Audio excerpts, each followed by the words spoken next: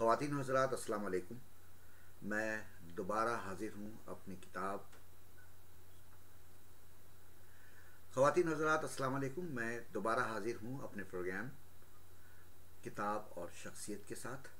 और जैसा कि आप देख रहे हैं कि आज मेरी मेहमान हैं गौहर ताज साहिबा, जिन्होंने 8 किताबें अब तक तसनीफ़ की हैं।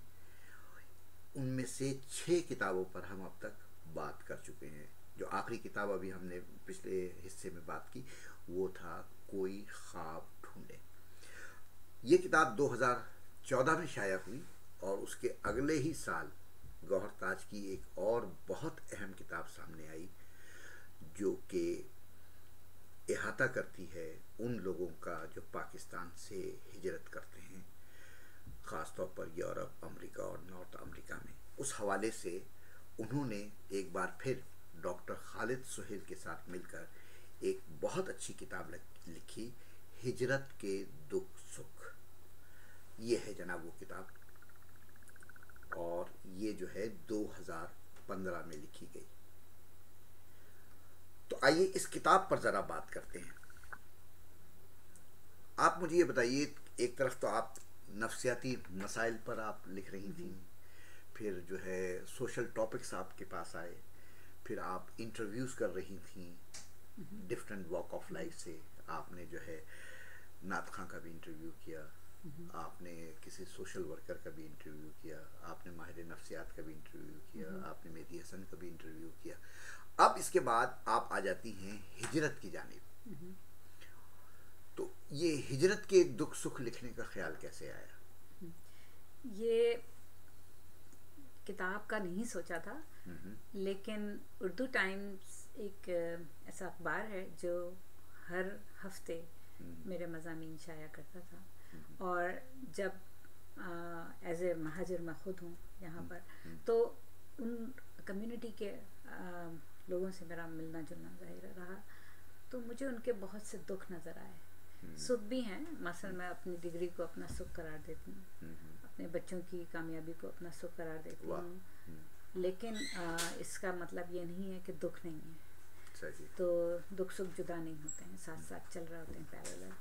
तो ये उस ज़माने में फिर मैंने डोमेस्टिक वायलेंस है, जो बाहर से आई हुई ख़वातीन होती हैं, उनको जो मसाइल होते हैं अपने बाज़ दफ़ा शोहरों से, और उनके पास कोई चारा नहीं होता क्योंकि उनके ज़बान से भी ना वाकिफ़ होती हैं, सिस्टम से ना वाकिफ़ होती हैं, कोई मिलने वाला कोई ऐसा सपोर्ट सिस्टम नहीं होता है। तो मैंने उनके इंटरव्यूज़ शुरू किए और फिर मुझे पता चला कि भाई दुख जो हैं वो उनके ज़्यादा हैं। तो लिखने ये महरक बना हिजरत के दुख सुख का।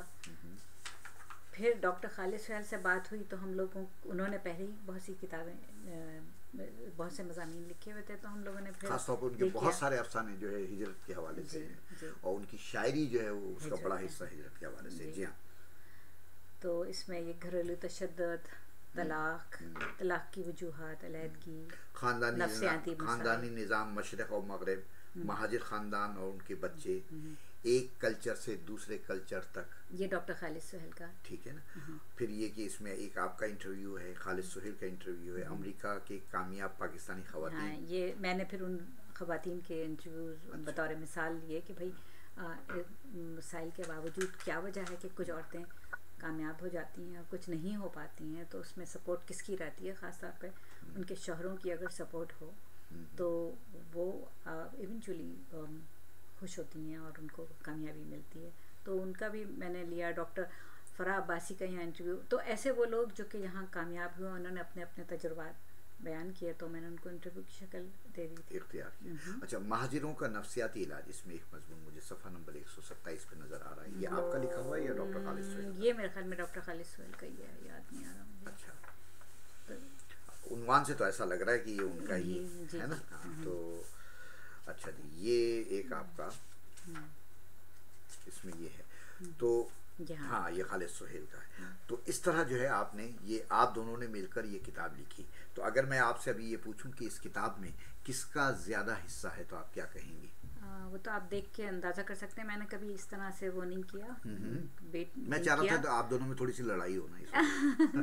नहीं किया, लेकिन मेरे ख्याल में मेरा एक दूसरा हिस्सा है, मैं इंटरव्यूज़ वगैरह मैंने किए हैं और औरतों के हवाले से ज़्यादा किए हैं, तलाक के और डोमेस्टिक वायलेंस के और लोगों के इंटरव्यूज़। डॉक्टर खालिद सुहेल ने नफ्सियाती मसाइल वगैरह का ज़्यादा हिस्सा किया और वो बहुत अहम हिस्सा है, मैं समझती हूँ। और फिर मैंने इसकी पूरी एक दास्तान लिखी है, जनूबी एशिया से शुमाली अमरीका तक का तारीख़ी सफ़र पूरा, मैंने हिस्ट्री उसके ऊपर उसकी लिखी। ये काम आप बहुत अच्छा करती हैं, इस तरह का शौक है रिसर्च का, ये मुझे यहाँ की एजुकेशन ने सिखाया। बिल्कुल। तो ये किताब आप, ये गायब हो गया था, मैं समझा शायद हो गया, कोई बात नहीं, मैं काट रहा हूँ, बीच से काट लूँगा।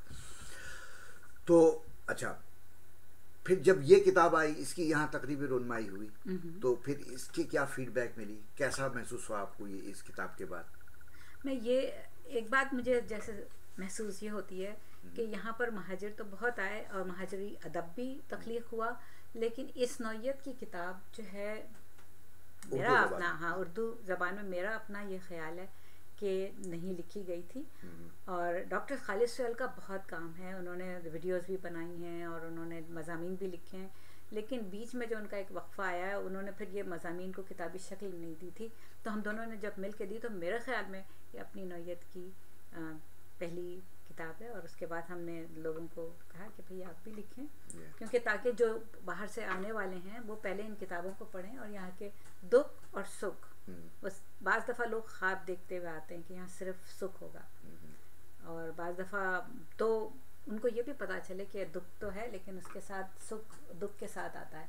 जबकि डॉक्टर खालिद सुहेल का कहते हैं कि किताब भी याद हो, देसी लाइफ। हाँ हाँ, बहुत खूबसूरत किताब है वो भी हिजरत के सारे मामलात हैं और के कल्चरल शॉक क्या होता है, ठीक है ना, जब हम आते हैं तो हमें सबसे बड़ा सामना उसी चीज़ का होता है। बहुत इंटरेस्टिंग है वो था। हाँ, और फिर उसमें मैंने कोशिश ये की है कि जितने दुख हैं उनको इस तरह बयान किया जाए कि आप ऊपर से तो हंस रहे हैं लेकिन अंदर से एक अलम भी महसूस कर रहे हैं। बहुत वो इंटरेस्टिंग किताब है आपकी। जी हाँ, तो बहुत शुक्रिया, यहाँ तक हम आए।